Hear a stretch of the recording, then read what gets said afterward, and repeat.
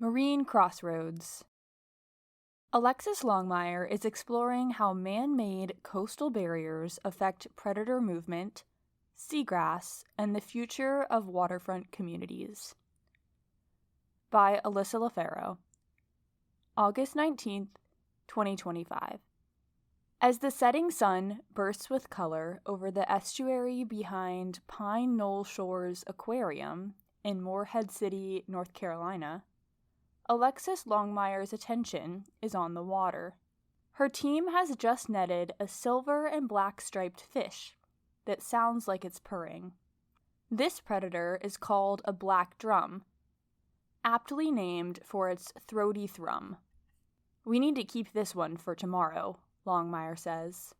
They take its measurements, add the data to their notes, and carefully guide the netted fish, which the research techs name Jeff, into a bucket surrounded by bubblers to oxygenate the water. This will be his hangout spot for the rest of the evening. For the next 3 hours, the team methodically checks their nets, hoping to catch more predators. As they wade through the lukewarm marsh water, they shuffle their rubber-booted feet along the sandy sea floor to avoid startling nearby invisible burrowed stingrays that could strike defensively with their barbed tails if stepped on.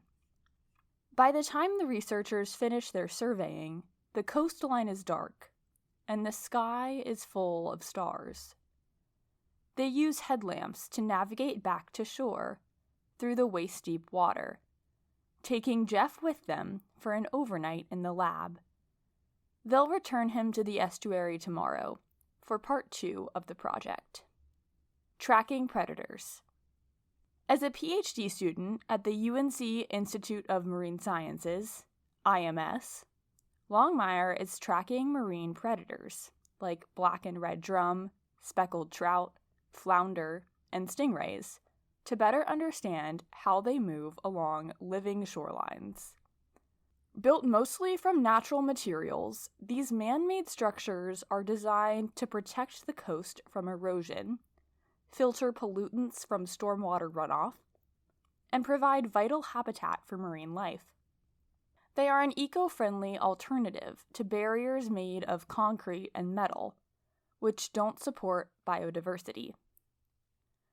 In 2024 alone, the In-Sea Coastal Federation installed over 240 of these shorelines.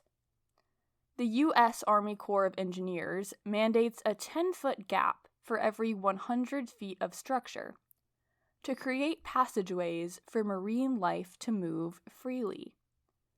Longmire wants to know if these gaps are effective, especially as living shorelines are increasingly used, even encircling entire islands. The 4,214-foot living shoreline that Longmire is studying in Bogue Sound resembles a series of low, stone-like walls stretching between the marshlands and the Sound. Constructed from specialized materials developed by in-sea companies to attract oysters and provide fish and crab habitat, the structure is designed to blend with the natural environment. Gaps between each segment allow fish to move freely between the marsh and the Sound, an essential connection, as the marsh provides critical food, shelter, and breeding grounds. Longmire's research focuses on predators because they sit at the top of the food web. Disruptions to their movement can trigger ripple effects throughout the ecosystem. These fish also support both commercial and recreational fisheries, as many are sought after for sport and for food. We have a very productive estuary here, and people come from all over the country to fish it, Longmire says. And not only are these fish commercially and economically important, but they're ecologically critical as well. As Longmire drives the team back to the Institute, she outlines her plan for the long day ahead. It's early in her data collection. but she's determined to uncover whether these structures are truly helping marine ecosystems thrive or quietly reshaping them in ways we don't yet understand. Mapping marine movement. The next day, Longmire meets 4 IMS research technicians in the lab. 2 of them were part of last night's fieldwork, and the other 2 are joining because today's project demands more hands. I rely heavily on my lab mates, friends, and colleagues, Longmire says.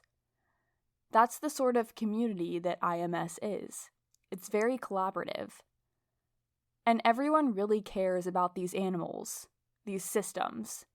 They are personally invested. In the lab, the team prepares their sensors, swapping out batteries and ensuring each device is properly synced with the computer software that will log their data. In the field, they'll attach the sensors to PVC pipes and drive them into the seabed near the living shoreline. They will track fish that have been fitted with corresponding tags, much like how a GPS device monitors the movement of vehicles along a route. With everything ready, they load the boat with gear: the black drum named Jeff, and a tailless stingray, affectionately called Stubby. Longmire takes the helm, guiding the boat across Bogue Sound. Salty wind and waves rattle its contents and threaten to displace hats, but before long, the team arrives at the field site. The coastline looks completely different from the previous evening. The tide is at its lowest, revealing the full extent of the living shoreline. A low wall dotted with oyster shells. The water is clear, the seabed visible, and the stingray pits easy to spot. Longmire eases the boat in and drops anchor. The team hops out and gets to work. They carry a 400-foot net toward the shoreline, using it to enclose a 35,000 square foot area. With mallets, they secure the net's stakes into the sea floor, then set up the acoustic sensors. Once the tide rises to just above their knees, they attach the tags to Jeff and Stubby and release them into the fenced area. Over the next 24 to 48 hours, the predators will move through the space, generating valuable data for Longmire to analyze. Data that could reveal how these animals interact with living shorelines, and whether these structures are helping or hindering their natural behaviors. Longmire and her team repeat the tagging and tracking process several times a week. The goal is to collect enough data from a variety of species to determine how fish navigate the living shorelines, and whether the 10-foot gaps built into these structures truly allow them to move freely. Assessing seagrass. Longmire's research isn't just about predators. She's also assessing how living shorelines might impact nearby seagrass beds. In North Carolina, living shorelines are rarely built near seagrass beds due to regulations that require a 30-foot buffer between the land and water. The site at Pine Knoll Shores Aquarium gives us a rare chance to study how living shorelines affect seagrass in real time, Longmire explains. That 30-foot buffer isn't backed by science, but people are understandably cautious about harming these already fragile ecosystems. To monitor the health of these underwater meadows, Longmire combines aerial photos with on-the-ground surveys. In the field, she tracks changes in seagrass type, coverage, and growth. She also measures how high the beds sit and how far they are from shore to determine how waves and sediment shape their location.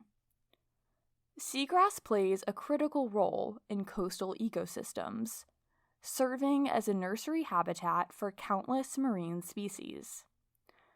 Just 100 acres can support 80,000 fish and 100 million small invertebrates, including rare and endangered species. North Carolina is home to 100,000 acres of seagrass, the second highest acreage along the East Coast. But in the last 2 decades, about 6,000 of those acres have died off. We are losing seagrass at a rate higher than the global rate of seagrass loss, Longmire says. I think that everyone has a stake in protecting seagrass in North Carolina. Engaging communities. That sense of shared responsibility is something Longmire actively cultivates. She often shares her research with the public through the NC Coastal Federation, a nonprofit dedicated to protecting and restoring the state's coast. Through the organization, she engages with local engineers, homeowners, and park staff to help them better understand the science behind shoreline restoration. She also enjoys connecting with younger audiences. At a recent marine science camp for elementary and middle school students, Longmire provided a hands-on look at her research setup at IMS. They helped her organize netting, learned how the fish tracking sensors work, and even watched her tag a drum, who they named Billy Bob. Once Billy Bob's data is analyzed, Longmire plans to send the results back to the students so they can follow the experiment from start to finish. It's important that kids recognize that they don't have to aspire to be scientists, but can already be scientists, she says. That same sense of curiosity and care extends to the broader community. Whether you're sitting at a restaurant or driving along the coast, you'll see one of these living shorelines, Longmire says. People here recognize them, and they're invested in learning more. Alexis Longmire is a PhD student at the UNC Institute of Marine Sciences, which is part of the Department of Earth, Marine, and Environmental Sciences within the UNC College of Arts and Sciences.